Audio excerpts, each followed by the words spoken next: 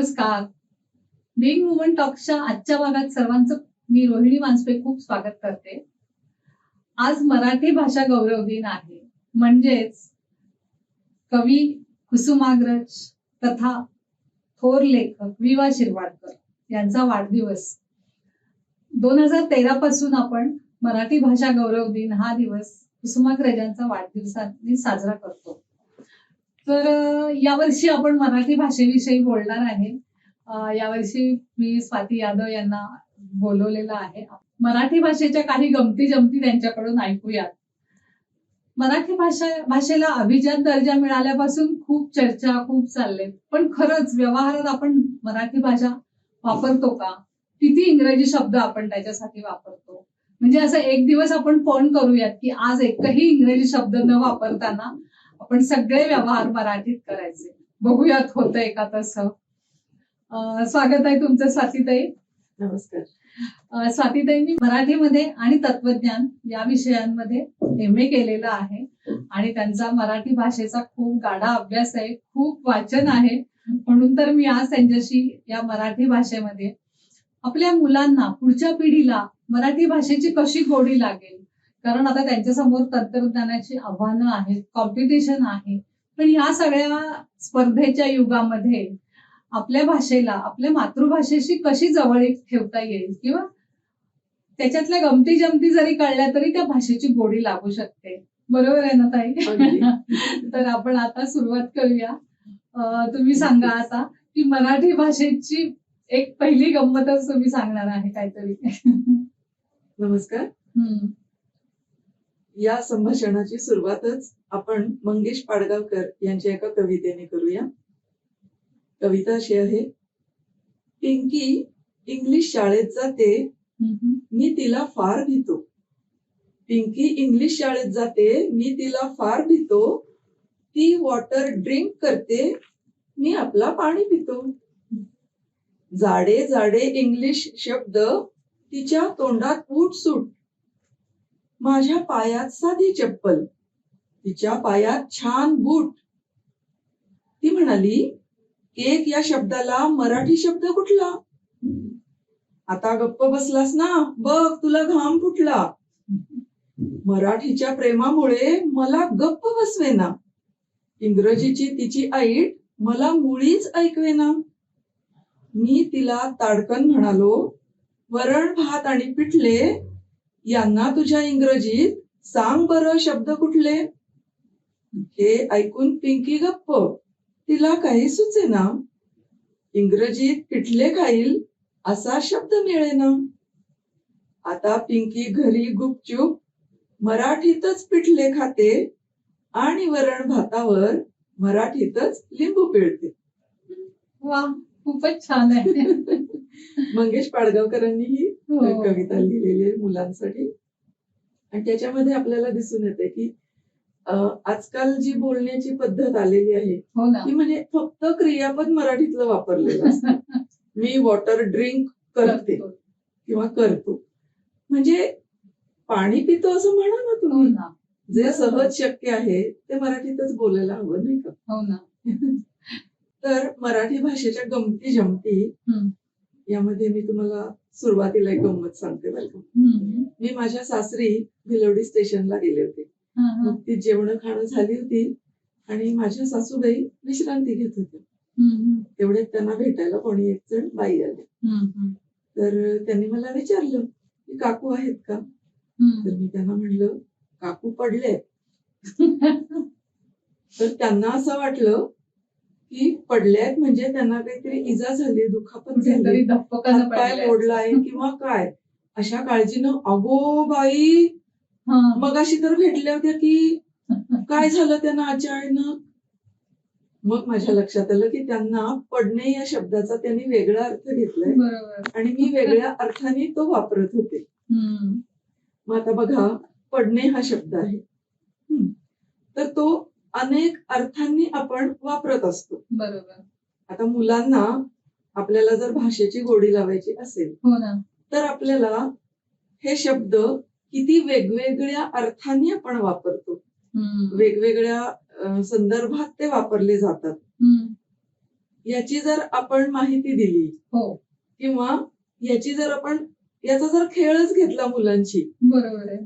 तर जो जास्त अर्थ सांगेल या शब्दाचे त्याला कॅडबरी बक्षीस, असं जर आपण केलं बरोबर. तर मुलं अधिकाधिक त्याचे अर्थ शोधून काढतील. आता मला सांगा, पडणे हा शब्द आपण किती प्रकारे वापरतो, हो की नाही? म्हणजे सांगायचं झालं तर बघा, दात पडण्यापासून आहे. अगदी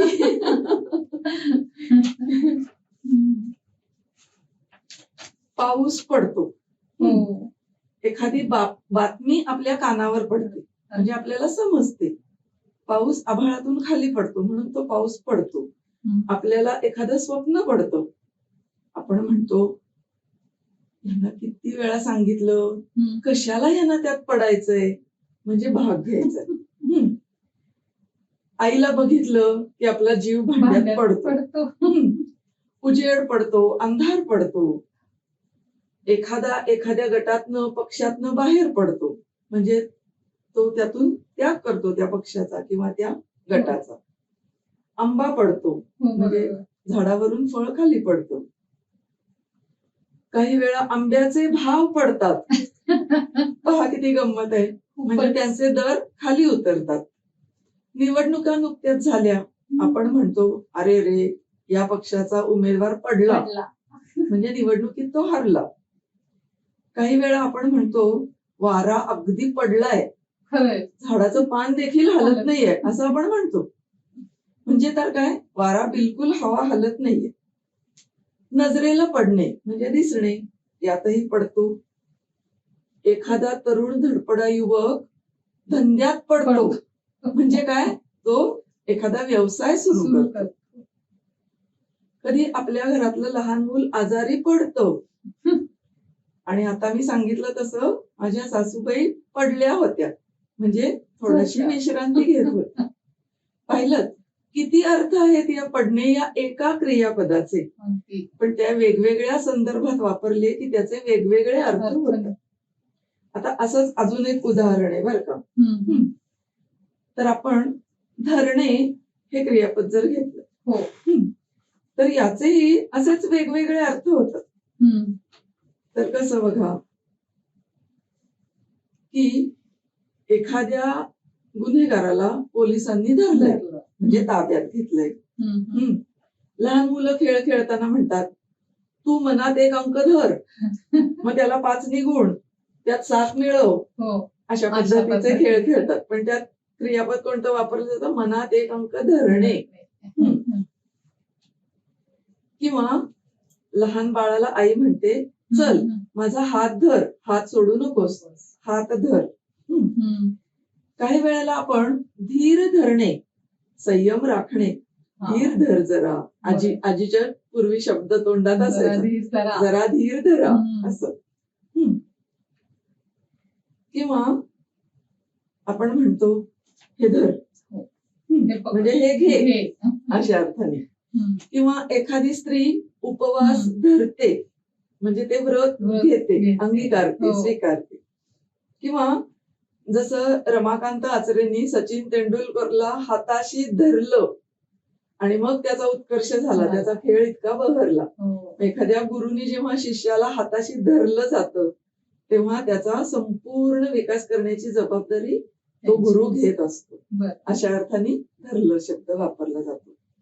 किंवा आपण घरातल्या मुलांबद्दल म्हणतो पहा, अहो मी त्याला इतकं सांगत होते पण त्यांनी हट्टच धरला की मला हीच गाडी पाहिजे. म्हणजे धरणे हा एकच क्रियापद. किंवा काही जण आपल्या एखाद्या मागणीसाठी धरणं धरतात, तोही शब्द इथं धरणे धरणे या अर्थाने वापरला जातो. पहिलं धरणे नाम आहे, दुसरं धरणे क्रियापद. धरणं धरणे. धरण ह्या शब्दाचा अर्थ वेगळा आहे बरं का. नदीवर बांधलं जातं प्रवाह अडवण्यासाठी, ते धरण वेगळं. आणि धरणं न वर अनुस्वार आहे. आणि आपण एक असं पण म्हणतो एखादी गोष्ट लावून धरलीये, हो म्हणजे त्याच्या मागे लागला, बरोबर आहे, त्याचा आग्रह धरून पाठपुरावा करतो. मला असं अगदी अगदी लावून धरले, बरोबर आहे.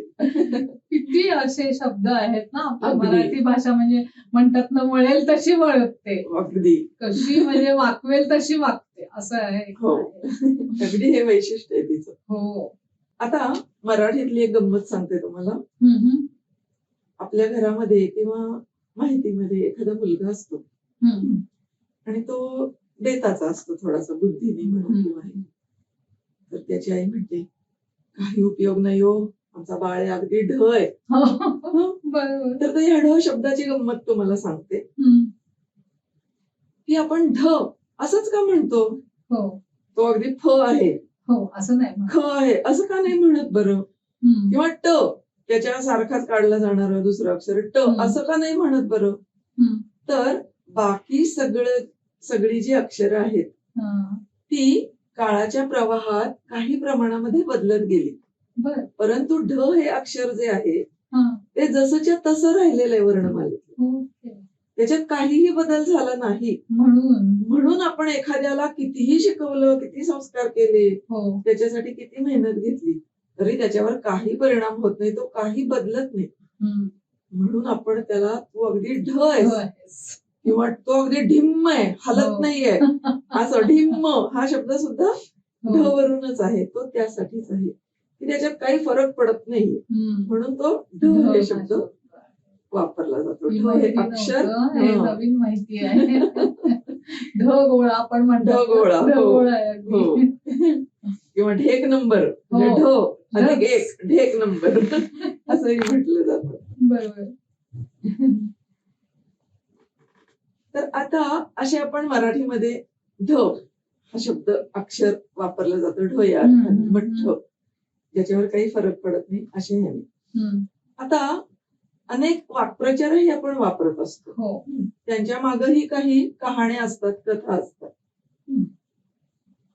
तर बघा की कात्रज करणे किंवा कात्रजचा घाट दाखवणे, अच्छा. बरोबर. तर ही म्हण हा वाक्प्रचार म्हण नाही, सॉरी, वाक्प्रचार कशावरून तयार झाला? तर शिवरायांनी, तुम्हाला माहितीये सगळ्यांनाच की हो. शिवरायांच्याकडे जे सैन्य होतं हो. ते संख्येनं अतिशय कमी होतं, हम्म, परंतु गनिमी काव्याचा वापर करून प्रत्येक वेळी नवीन युक्ती लढवून, नवीन शक्कल लढवून शिवरायांनी त्यांना मात दिलेली आहे. हो. तर शिवरायांनी एकदा असंच केलं होतं की बैलांच्या शिंगांना पलिते बांधले होते हम्म, आणि ते कात्रजच्या घाटाकडे बैलांच्या गाड्या पाठवून दिल्या. बर. त्यामुळं शत्रूला असं असं वाटलं की सगळं सैन्य कात्रजच्या दिशेनं शिवरायांचे मावळे चाललेत, हा, आणि म्हणून त्यांनी शिवरायांचा पाठलाग तिकडे करण्यासाठी गेले. कात्रजकडे वाटचाल केली. आणि बरोबर. शिवराय मात्र छुप्या मार्गाने आपापल्या ठिकाणी निघून गेलेले होते, हम्म. ते तिकडे कात्रजला पोहोचेपर्यंत. हा, हा. असा त्यांनी त्यांची दिशाभूल केली, म्हणून कात्रजचा घाट दाखवणे असा हा, वाक्प्रचार असा निर्माण झाला. म्हणजे तुला फसवणे. हा, दिशाभूल करणे. हो ना, दिशाभूल करणे. बरोबर. किती अर्थ, म्हणजे हा अर्थ आहे, कोणालाही त्याच्यामध्ये माहिती नाही, कहाणी अशा आहे, कहाण्या ही गोष्ट असतात आहे. काही हो. वाक्प्रचारांच्या मागे. बरोबर. किंवा आपण म्हणतो की काही बायकांना आपल्या नवऱ्याला सारखं असं बोलण्याची सवय असते. आमचे हे म्हणजे काय, कर्णाचा अवतार, मागितलं आईने की देऊन टाकलं लगेच. आता कर्णाचाच अवतार का, अर्जुनाचा का नाही बरं? बरोबर. तर कर्णाला जन्मजात कवच कुंडल लाभलेली होती, बरोबर. आणि कर्ण त्याच्या दारी आलेल्या कोणत्याही याचकाला विन्मुख पाठवत नसे. तर त्याच्या स्वभावाचा गैरफायदा घेऊन इंद्रानी त्याची ती जन्मजात कवच कुंडल आहेत ती मागितली, आणि ती त्यानं आपली त्वचा म्हणजे तासून ती काढून दिलेली आहेत कर्णाने. म्हणजे जो आपल्या शरीराचा भाग काढून द्यायलाही मागं पुढं पाहत नाही, जो आपल्यासाठी काहीतरी राखून ठेवावं असा विचार करत नाही, त्याला कर्णाचा अवतार असं वाक्प्रचार पडला, अलंकारिक शब्द. तर रामशास्त्री बाणा हा सुद्धा एक अलंकारिक शब्द आहे, वाक्प्रचार आहे. तर रामशास्त्री हे पेशव्यांचे न्यायाधीश होते, आणि त्यांनी साक्षात पेशव्यांना सुद्धा मृत्यूदंडाची शिक्षा सुनावलेली होती. तर त्यावेळी त्यांनी असा विचार केला नाही की आपण आपल्या मालकांनाच ही शिक्षा सुनावतो आहोत, त्यांच्या पदरी आपण नोकरीला आहोत, याचा विचार त्यांनी केला नाही. त्यांनी फक्त न्यायाचा विचार केला. म्हणून जो फक्त न्याय, सत्य याच्यासाठी आग्रही असतो, त्याला रामशास्त्री बाणा, अशा व्यक्तीच्या बाण्याला बरोबर. रामशास्त्री बाणा असं म्हटलं जातं. आता याच संदर्भात पेशव्यांच्या बाबतीत धचा मा करणे हा वाक्प्रचार आहे. तर धरावे याच्याऐवजी ध काढून त्याच्या जागी मा घातलं आणि मारावे अर्थात ठार करावं असा अर्थ घेतला गेला. आणि पुढे काय घडलं ते आपल्याला इतिहासात माहिती. पण त्याच्यावरून धचा मा करणे म्हणजे एकच अक्षर बदललंय पण केवढा मोठा घात केलेला आहे, अशा अर्थाने धचा मा करणे असं म्हटलं जातं. नरोवा कुंजरोवा ही म्हण आपल्याला माहिती आहे. आता हे संस्कृत मधून आलेलं आहे. तर महाभारतामध्ये जेव्हा युद्ध चाललेलं होतं तेव्हा द्रोणाचार्य एकट्याने या सगळ्या पांडव सेनेचा प्रतिकार करत होते आणि त्यांचं तेज इतकं होतं की ते पडतील असं काही वाटत नव्हतं कोणाला. मग आता इथं शक्तीपेक्षा युक्ती श्रेष्ठ श्रीकृष्णाचं तुम्हाला वचन माहितीये की गोष्टी सांगेन युक्तीच्या चार. आणि मग इथं श्रीकृष्णाची युक्ती कामी आलेली आहे. तर त्यातही धर्मराज युधिष्ठिर जो आहे तो सत्यवचनी होता. तर झालं असं की अश्वत्थामा नावाचा हत्ती होता पांडवांच्याकडं आणि तो पडला, तो मारला गेला. आणि अश्वत्थामा पडला असा गदारोळ उठला. द्रोणाचार्यांच्या पुत्राचं नाव होतं अश्वत्थामा. त्यामुळं कोणाकडून खरी बातमी कळेल. मग द्रोणाचार्य युधिष्ठिराजवळ आले आणि त्यांनी विचारलं की अश्वत्थामा पडला ही खरं आहे का? तर त्यांनी अश्वत्थामा पडला हे खरं आहे, पण नर म्हणजे माणूस की कुंजर म्हणजे हत्ती हे मला माहिती नाही. आणि हे त्यांनी थोडस पुटपुटल्यासारखं सांगितलं, नरोवा कुंजरोवा. त्यामुळं रणदुंदुभी वाजायला लागली आणि त्या गदारोळामध्ये त्यांचे ते शब्द त्यांना ऐकू आले नाहीत. त्यांनी शस्त्र टाकलं आणि मग द्रोणाचार्य युद्धामध्ये पडले. पहा, युद्धात पडणे हा आणखी एक पडणी शब्दाचा. तर अशा जेव्हा आपण गोष्टीच मुलांना सांगू, म्हणजे नरोवा कुंजरोवा किंवा धचा मा करणे हे कुठून आलं, म्हणजे त्याचं मूळ जेव्हा आपण उगमस्थान शोधायला जाऊ तर आता हे शोधणार कसं आपण, कुठे सापडतील? तर असे अनेक कोश आपल्या मराठी भाषेत आहेत. आपल्याकडं ग्रंथालयांची समृद्ध परंपरा आहे आणि ग्रंथालयात तुम्ही हे निश्चितपणाने तुम्हाला मिळू शकतात. तर हे तुम्ही जर वाचले, शोधलं तर आपल्याला हे सहज उपलब्ध आहे. हे कसले कोश असतात, म्हणजे काय म्हणायचं त्याला? व्युत्पत्ती कोश असतात. व्युत्पत्ती कोशांचेही अनेक प्रकार आहेत. तर त्याच्यामध्ये तुम्हाला हे मिळतील. म्हणजे एखाद्या शब्दाची व्युत्पत्ती कशी झाली तर हे सगळं तुम्हाला वाचनालयामध्ये, ग्रंथालयामध्ये तुम्हाला याचा मिळू शकतो. संदर्भ ग्रंथ असतात. आता तुम्ही नेटवरती पण शोधू शकता आणि तुम्हाला AI ची सुद्धा याच्यामध्ये मदत घेता येईल. कृत्रिम बुद्धिमत्ता, आर्टिफिशियल इंटेलिजन्स. तर याचाही वापर आपल्या चांगल्यासाठी करता येईल. बरोबर. तर आता असाच एक वाक्प्रचार आहे की त्यांनी माझा पाण उतारा केला. तर आता इथं पाणी हा शब्द वापरलेला आहे, पण आपण पितो तो पाणी या अर्थाने नाही. तर पाणी म्हणजे एखादं तेज या अर्थाने पाणी हा शब्द वापरला जातो. ते मोती किती पाणीदार आहेत किंवा तिचे डोळे किती पाणीदार आहेत असं आपण म्हणतो. त्यावेळी आपल्याला पाणी या शब्दाचा पिण्याचं पाणी असा अर्थ नसतो, तर ते तेज या अर्थाने आहे. तर मग पाण उतारा करणे म्हणजे काय? तर ते पाणी उतारा करणे म्हणजे कमी करणे, म्हणजे तो जो मान आहे त्याची, त्या व्यक्तीची जी आभा आहे, तेज आहे, तेजोवलय आहे त्या व्यक्तीभोवती कर्तृत्वाचं, ते कमी करणं म्हणजे पाण उतारा करणं म्हणजे मानहानी करणं. अशा अर्थाने ही तो शब्द वापरला जातो. हा नव्हता माहिती हा मला पण. छान उत्तर. आपण जेव्हा एखाद्या गोष्टीच्या असं मुळाकडे जायला जायला लागतो ना उलट्या दिशेने, हम्म.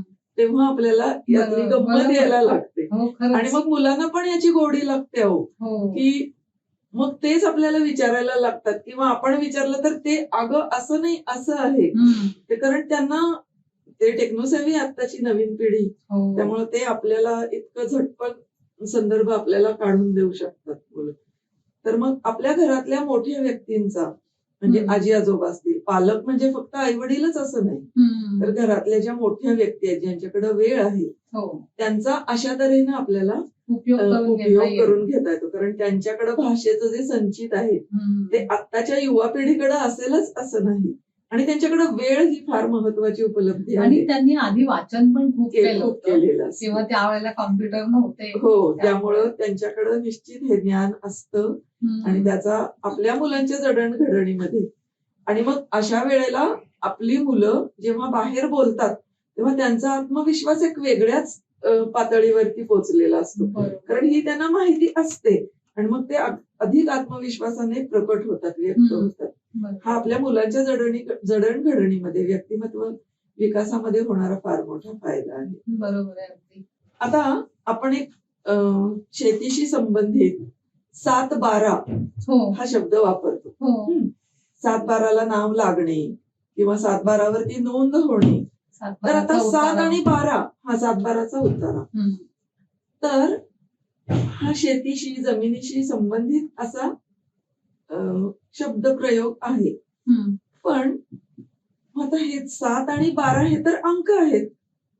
हे काय भानगड आहे? हम्म. अंकांचा आणि जमिनीचा काय बरं संबंध आहे? बरोबर. तर अहिल्याबाई होळकरांच्या काळामध्ये 7-12 हा शब्द रूढ झाला. याचं कारण असं हम्म. की गोरगरीब लोकांना त्या 12 झाडं फळझाडं लावायला देत असत बरं. आणि त्यांच्याकडे नसेल जमीन तर ती जमीनही त्या देत असत.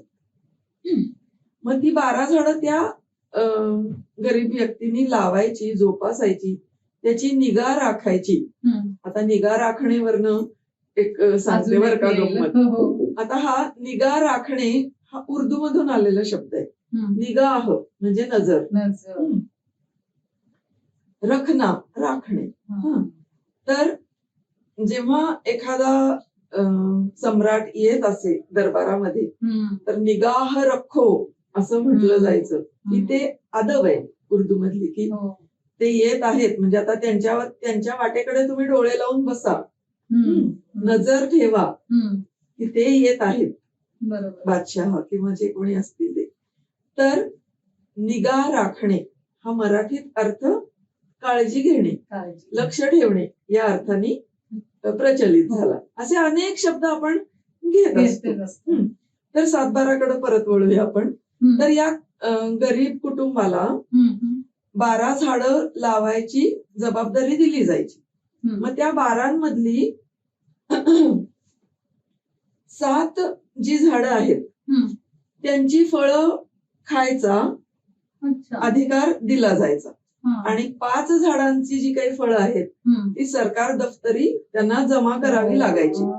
मग अशी जमा झालेली फळं पण सगळ्या त्याहीपेक्षा गोरगरिबांना वाटून दिली जायची. तर मग आता ह्याची नोंद तर ठेवायला हवी ना, की कुठल्या व्यक्तीला कुठल्या जागेतली कुठली झाडं दिलेली आहेत. हो. यासाठी एक कार्यालय नेमलं गेलं हम्म. आणि मग त्याच्यामध्ये ह्या व्यक्तीला ह्या ठिकाणची ही जमीन आणि ही झाडं लावायला दिलेली आहेत याची नोंद त्याच्यावर केली जायला लागली. हा. आणि म्हणून त्या कागदाला 7-12 झाडं दिली जायची आणि 7 तुम्ही त्यातली घ्यायची आहेत तुम्ही. अशा अर्थाने तो 7-12 शब्द रूढ झाला. 7-12चा उतारा. 7-12चा उतारा. म्हणजे ते कार्यालयच नेमलं गेलं. हो त्यामुळेच तो अहिल्याबाई होळकरांचं हे कार्य आहे. कार्य असं. किती छोटा अर्थ आहे ना, म्हणजे हो, पण छोटा त्याच्या शब्द मागे आणि अर्थ कहाणी केवढा असते. आहे हो. याचा. तर मग अशा अनेक गोष्टी म्हणजे आपण जेव्हा त्याच्या उगमाकडं त्याच्या मुळांकडे जायला लागतो तेव्हा आपल्याला ते समजायला लागतं बरोबर. की काय बाबा याचा अर्थ आहे. तर गणितातले आकडे आहेत 7 आणि 12 हो. अंक आहेत. मग त्याचा शेतजमिनीशी काय संबंध आहे? हम्म. तर तो असा असा संबंध संबंध. आहे. आता निगा राखणे हा हे पण पण आता आपण उर्दू बोललो. शब्द घेतला. हो ना. आता रुमाल आपण रू हा फारसी शब्द आहे. रू हम्म. म्हणजे चेहरा बरं. आणि माल हो. म्हणजे फडकं. अच्छा. चेहरा पुसण्यासाठी किंवा वापरलं जे वापरलं जाणारं फडकं छोटं हो. म्हणून रुमाल हा शब्द. हम्म. तर रुमाल या अर्थानेच आपण काही फडकं म्हणत नाही. नाहीच. रुमाल हाच शब्द रुळलेला आहे. हम्म. तर अशा अनेक गमती जमती म्हणजे अनेक भाषांमधून नदीसारखी असते भाषा. तुम्हाला मी मागच्या मुलाखतीत सांगितलेलं होतं. अनेक प्रवाह, अनेक जसं ओढे, नदी, नाले, छोट्या नद्या येऊन त्या मोठ्या नदीला मिळत असतात हो. आणि मग तिचा प्रवाह विस्तारत जातो. तसंच भाषेचंही असतं. आपणही इंग्रजी भाषेबद्दल आपला काही आकस नाहीये. हम्म. इंग्रजी भाषेतले अनेक शब्द मराठीने आत्मसात केलेलेच आहेत, असं काही नाहीये. पण जर आपल्याला सहज मराठी शब्द येत असतील तर ते आपण वापरायला हवेत. म्हणजे आपले पहा कसं असतं की भाषा शब्द जतन करून ठेवत असते. आता आपण म्हणतो काय मुसळधार पाऊस पडला. हो. आता मुसळ हा शब्द आहे हो. जो पूर्वीच्या जीवनशैलीशी निगडीत आहे. बरोबर. उखळ, मुसळ कांडण्यासाठी धान्य वापरले जायचे. हो. तर ते जे मुसळ असतं ते चांगलं जाड असतं. हो. म्हणजे लाकडाचं असतं आणि ते साधारण इतक्या जाडीचं असतं. एवढ्या जाडीच्या धारा आता ऍक्च्युली प्रत्यक्षात काही इतक्या मोठ्या धारा नसतात. पण वानगी दाखल, उदाहरणादाखल धार केवढी मोठी आहे हे सांगण्यासाठी मुसळ हा शब्द वापरला गेला. आता उखळ, मुसळ हे शब्द किंवा या वस्तू काळाच्या प्रवाहात लुप्त झाले. आता ते आपल्याला एखाद्या संग्रहालयामध्ये पाहायला मिळतात. आपण आता मिक्सर, फूड प्रोसेसर वापरतो, ते वापरले जात नाही उखळ, मुसळ. पण मुसळधार हा शब्द मात्र आपण अजूनही वापरतो. तर अशी कहाणी आपल्याला मुसळाची सांगता येईल मुलांना आणि मग त्यांनाही गंमत वाटेल. मग एखाद्या दिवशी त्यांना संग्रहालयामध्ये नेऊन हे असं असतं, पूर्वी याच्यामध्ये धान्य काढलं जायचं. काढलं म्हणजे काय तर धान्यावरचं जे आवरण असतं टरफलाचं, भात मुख्यत्वे, तर ते उखळामध्ये काढलं जायचं आणि मग त्याच्यावरचं टरफल निघून पडतं. मग ते सुपानी पाखडायचं म्हणजे मग तांदूळ मिळायचे. असं ही गंमत मुलांना सांगितली तर त्यांनाही त्याची गंमत वाटेल, गोडी लागेल. आता आपण संपूर्ण महाराष्ट्राचा मल्हार हा देव आहे, खंडोबा. तर येळकोट जय मल्हार असा जो आपण खंडोबाचा जागर करतो त्यावेळी म्हणतो. तर आता कोट म्हणजे किल्ला हे आपल्याला माहिती. तर येळ म्हणजे काय तर एलू म्हणजे 7 हा कन्नड शब्द आहे, कानडी शब्द आहे. एलूचं झालं एल आणि मग त्याचं झालं येळ. असा काळाच्या प्रवाहात शब्द बदलत जातात, अशी गंमत आहे. तर हे सगळं आपल्याला मुलांना याची गोडी लागण्यासाठी आपण जेव्हा त्याच्या गमती शमती ह्या सांगू तेव्हा त्यांना त्याची गोडी वाटायला लागेल की हे कसं आलं बाबा. आपण जर असं त्याच्या उगमाकडं, त्याच्या मुळांकडं जाण्याच्या गोष्टी त्यांना सांगितल्या तर त्यांनाही त्यात रस वाटेल आणि त्यांनाही अशा प्रकारे एखादा शब्द कसा तयार झाला, त्याची जन्मकथा काय आहे हे शोधण्याची त्यांनाही गोडी लागेल. आणि दुसऱ्या भाषेतले शब्द पण आपण कसे अंगीकारले, कसे आत्मसात केले. मग हा शब्द कोणत्या भाषेतून आलेला आहे, कन्नड म्हणा, जे तुम्ही आता उदाहरण आता अगदी आता आपल्या माऊलींचा अभंग आहे, पहिले तोगे काऊ कोकत आहे, शकून गे माय दही भाताची उंडी लावीन तुझी तोंडी. तर आता उंडी म्हणजे काय तर उंडी हा पण कानडी शब्द आहे. पहा, छोटा घास किंवा छोटासा लाडू त्याला उंडी म्हटलं जातं कानडीमध्ये. आता आपण कानडीबद्दलच बोलतोय तर इष्य, स्त्रिया लाजल्या किंवा मुली लाजताना इष्य असं म्हणतो आपण. तर हा शब्द कानडी आहे. आता तो किती मराठी झालेला आहे म्हणजे आपण अंगीकारलेला आहे. आता आपण आई हा शब्द जो आहे तो तमिळ भाषेतून घेतलेला आहे. बर. आई हा शब्द तमिळ आहे, हो. पण आज आईची महती आपण किती मराठीतच गातो आहे. मराठीतच, पण आई हा शब्द तमिळ मधून आपण अंगीकारलेला आहे. हम्म. असे अनेक भाषांमधले शब्द घेत घेतच आपली मराठी भाषा समृद्ध झालेली आहे. हम्म. आता आपल्याला वाटेल की कानडी शब्द इतके कसे आपण घेतले, हो. तर आता 13व्या शतकामध्ये आत्ताचा जो महाराष्ट्राच्या सीमारेषा आहेत हो. त्या तेव्हा 13व्या शतकात तशा नव्हत्या.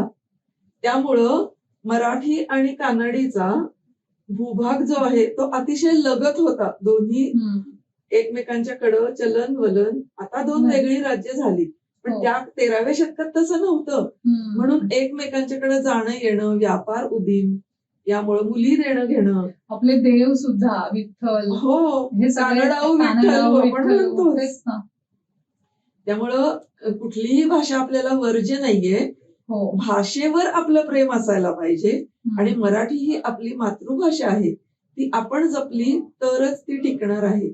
म्हणून आपण मराठीमध्ये आता आपण महिला आहोत.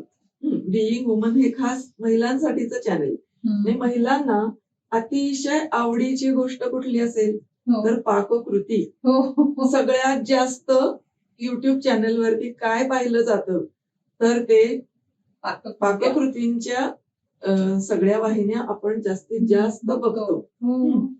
तर आता आपण याच्यामध्ये कुठले कुठले शब्द वापरतो बघा. हम्म. हम्म. तर आपली एखादी कृती असते तर आपण पीठ भिजवणे हो. किंवा ते मुरवत ठेवणे हो. असे शब्द वापरतो. पण आजकाल काय झाले की आपण ते शब्द जसेच्या तसे इंग्रजी वापरतो. हा. बरं. बॅटर, हो. मॅरिनेट करणे. हो. आता पिठाला रेस्ट द्या.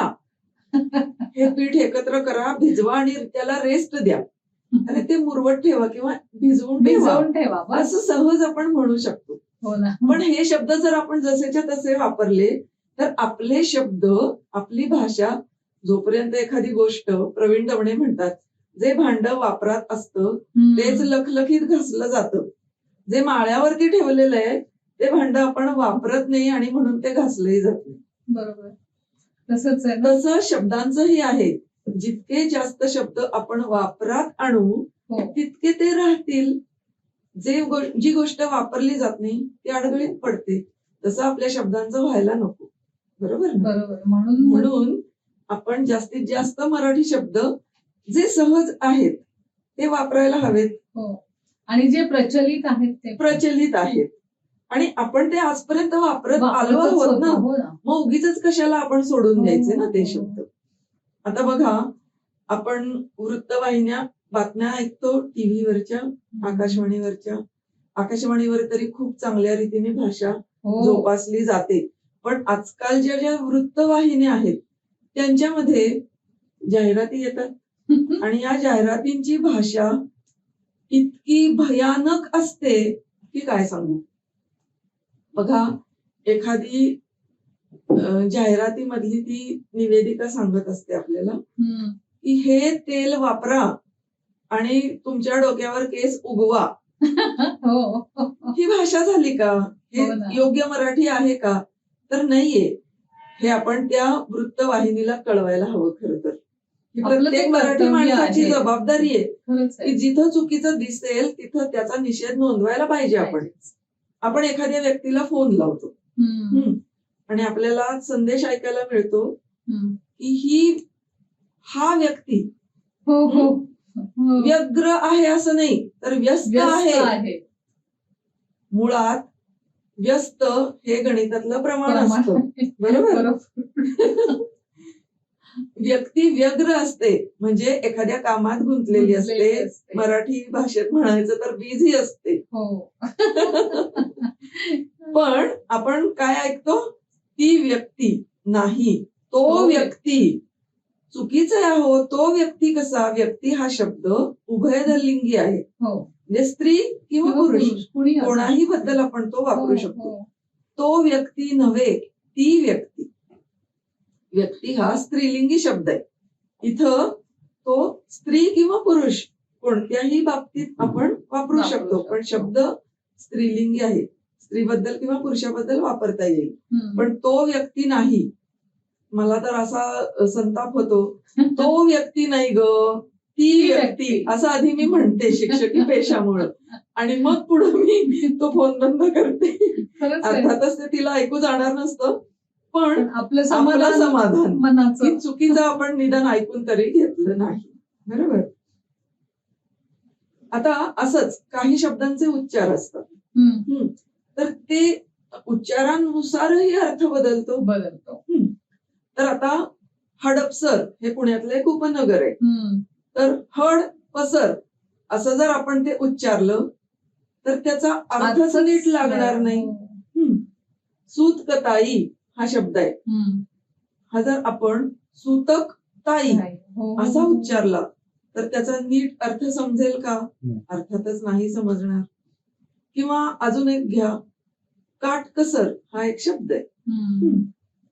तर काटक सर असं जर आपण त्याचा उच्चार केला तर त्याचा तो योग्य जो अभिप्रेत अर्थ आहे तो पोहोचणारच नाही ऐकणाऱ्या व्यक्तीपर्यंत. तर असं शब्दांच्या उच्चाराचं देखील महत्व असतं. आता गमती मुलांसाठी म्हणून सांगतोय आपण, तर पादाकुलक हे एक 8 मात्रांचं वृत्त आहे. पण पादा आणि कुलक असं जर आपण ते दोन म्हणजे फोड करून वाचलं तर मुलं हसायला लागतील राव. अशी भाषेची गंमत असते. तर आता ही भाषा जी आहे आपली ती इतक्या अर्थाने का महत्वाची आहे बरं? आपण इतका तिचा उहापोह करतोय, तर ही का महत्वाची आहे? तर याचंही महत्व आपल्याला मुलांपर्यंत पोहोचवता आलं पाहिजे. भाषेचं सगळ्यात व्यवच्छेदक लक्षण हे आहे मानवाचं, की भाषा हा त्याचा प्रगतीचा प्राण आहे. आपण मानवाने जी काही सगळी प्रगती केली आहे हीच प्रगती इतर प्राण्यांना का बरं नाही करता आलेली? तर भाषा हे प्रगतीचं साधन म्हणून आपण वापरतो. बघा, आपल्याला व्यवहार करायचा असेल, शिक्षण घ्यायचं असेल, आपल्या संस्कृतीबद्दल जाणून घ्यायचं असेल, तर संस्कृती पण आपण पुढच्या पिढीपर्यंत भाषेच्या माध्यमातूनच पोहोचवत असतो. त्यामुळं भाषा ही अतिशय महत्वाची आहे. ती स्थळ काळाची बंधनं ओलांडून आपल्याला सोबत करते. भाषा ही त्रिकालज्ञानी आहे, त्रिकालदर्शी आहे. म्हणजे मागच्या काळात काय घडलं आहे हेही आपल्याला भाषेमुळेच कळतंय. आज आपलं मानवी जीवन एक 70-80 वर्षांचं धरलं, तर त्याच्या पलीकडे जाऊन शेकडो हजारो वर्षांपूर्वी काय ज्ञान प्राप्त करून ठेवले माणसानं हे भाषेमुळेच तर आज आपल्याला कळतं. सर्जनशीलता आहे, भावजीवनाचं जे अस्तर आहे ते आपलं भाषेमुळेच असतं. भाषा ही एक सामाजिक संस्था आहे आणि समाज व्यवस्था जी टिकून राहिलेली आहे ती देखील भाषेमुळेच आहे. असं भाषेचं म्हणजे कालातीत असं महत्व आहे. आणि इतर प्राण्यांपासून मानव का वेगळा आहे? माणूस हा पण एक प्राणीच आहे, पण त्या प्राण्याचं मानवात सुसंस्कृत माणसात रूपांतर होतं ते भाषेमुळे होतं. आणि अशी ही भाषा, आपली मराठी भाषा अभिजात दर्जा जिला प्राप्त झालेला आहे अशी आपली भाषा आहे. आणि म्हणून आपल्या भाषेची गोडी आपल्या मुलांना लावण्यात आपणच कुठेतरी कमी पडतोय याच्याकडे आपणच डोळसपणे पाहायला हवं. आणि आपल्या मुलांना हा आपल्या संस्कृतीचं जे संचित आहे हे पुढच्या पिढीकडे आपल्याला सोपवायला हवं. आणि ते जसं शुद्ध रूपात आपल्या पालकांनी आपल्या पिढीने आपल्याला पोचवले तसं ते अधिकाधिक चांगलं करून आपण आपल्या पुढच्या पिढीकडे पोचवायला हवं. खूपच छान. आजचा आपला हा जो काही चर्चा झाली आणि तुमच्याकडून ज्या काही आम्हाला नवीन नवीन भाषेचा उगम मिळाला किंवा वाक्प्रचाराचे अर्थ, हा शब्द का तयार झाला, असं एखादे गेम सुद्धा आपण खेळू शकतो. नक्कीच नक्कीच. तर यावर्षी पण आपण, गेल्या वर्षी आपण, मला आता आठवलं की आपण ह्याच भाषेबद्दल बोललो होतो. तर मला असं वाटते खूप सारखं आपण भाषेबद्दल किंवा भाषेमधली सौंदर्य स्थळं बघणं किंवा त्यातल्या साहित्याचा अभ्यास करणं, त्यातल्या शब्दांची व्युत्पत्ती बघणं, हे सगळं जर सतत करत राहिलो तर मराठी भाषा खूप मागे पडणार नाही. आणि असं नाही म्हणणार की अरे काही धेडगुजरी भाषा झालीये असंही म्हणणार नाही. तर स्वातीताई, आज मराठी भाषा दिनाच्या निमित्ताने आपण हा एक छान चर्चासत्र केलं, तर त्याच्याबद्दल खूप खूप धन्यवाद नक्की. तुम्हाला. सगळ्या प्रेक्षकांनाही खूप खूप शुभेच्छा मराठी भाषा गौरव दिनाच्या. आणि MY माय मराठी झालेली आहे, ती माय मराठी होऊ दे, ह्याच शुभेच्छा. अगदी बरोबर. धन्यवाद. धन्यवाद.